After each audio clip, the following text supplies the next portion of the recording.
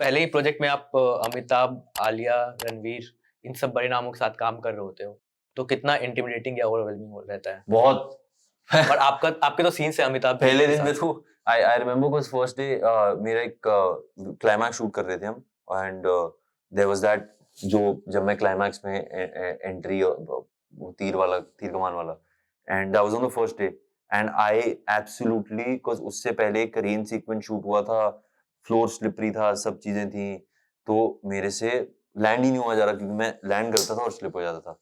So I think वो 5-6 take हुए and then they said कि अच्छा चलो ठीक है मिल गया। पर नहीं हुआ था, अच्छा नहीं हुआ था, तो आई न्यू कि यू नो शिट ये गलत हो गया सीन एंड फिर उसके बाद ऑब्वियसली पैकअप हुआ एट वन पॉइंट, मुझे बहुत स्ट्रेस था और फिर 1-2 दिन हम होटल में बैठे, एक ब्रेक थी एंड शेड्यूल ब्रेक नहीं हुआ, हमारे लिए शेड्यूल ब्रेक हो गया। कहते कि अच्छा चलो ठीक है आपकी टिकट बुक कर दी है वापस चले जाओ। वो कॉल से लेके जब तक मैं बॉम्बे पहुंचा, मैं इतना ज्यादा स्ट्रेस में था कुछ मुझे लगा कि मेरा तो सीन गलत हो गया है और इतने बड़े-बड़े लोग हैं और मैंने सबका टाइम बर्बाद किया और मुझे निकाल दिया गया। But luckily that was not the case. I think there was some scheduling issue or something had happened, and of course we got called back, and we redid a few of the stunts at that point. So, but yeah, वो उसमें मुझे इतना stress हो गया पहले दिन में कि फिर मैंने वो जो 1 महीना शेड्यूल ब्रेक था, मैंने इतना ज़्यादा काम किया अपने ऊपर कि मैं हर चीज़ अच्छे से करूँगा और फिर हो गई, फिर हो गई। बट जब ब्रह्मास्त्र आई थी तो it was packaged as a part of Astraverse, एक यूनिवर्स। और अभी खास के इंडिया में एक यूनिवर्स वाला बूम आया हुआ है, like we talk about YRF spy universe, Maddock Maddock का या कॉमेडी हॉरर, फिर there is cop universe Rohit Shetty का, एंड ये सब। डू यू थिंक कि इंडिया में ये यूनिवर्स वाली चीज जो है, this will ever be as big as Marvel और DC?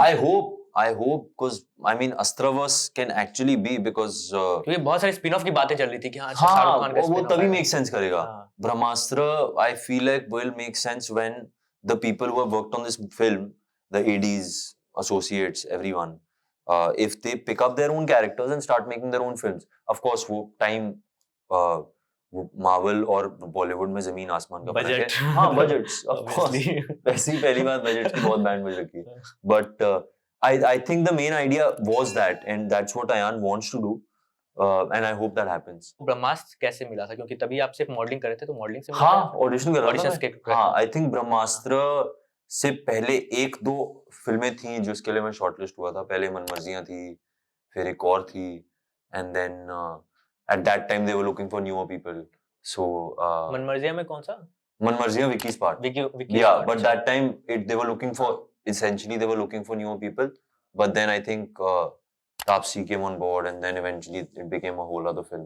But I was very excited for that जब मैं अनुराग सर से मिला कि I hope ये वर्कआउट कर जाए, but फिर नहीं किया। But I think there was one other thing that I tested for. I think Laila Majnu, I'm not sure. But I don't know if I was shortlisted or not. But yeah, then it was just Brahmastra. Brahmastra I got shortlisted and there was hope because बड़ी film थी, बहुत बड़े-बड़े लोग थे, प्रधर्मा थी, so obviously वो willingness तो थी कि अगर ये मिल जाए तो बहुत ही अच्छा हो जाएगा।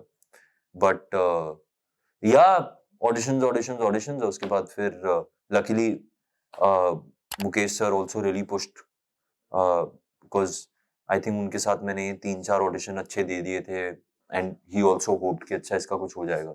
So he was also very kind to sort of push my shortlist me and push my audition and then yeah, that happened. Thank you for watching this full clip और मैं आपसे वादा करता हूं कि इसका फुल पॉडकास्ट भी देख के आपको काफ़ी मजा आने वाला है। Link in the description.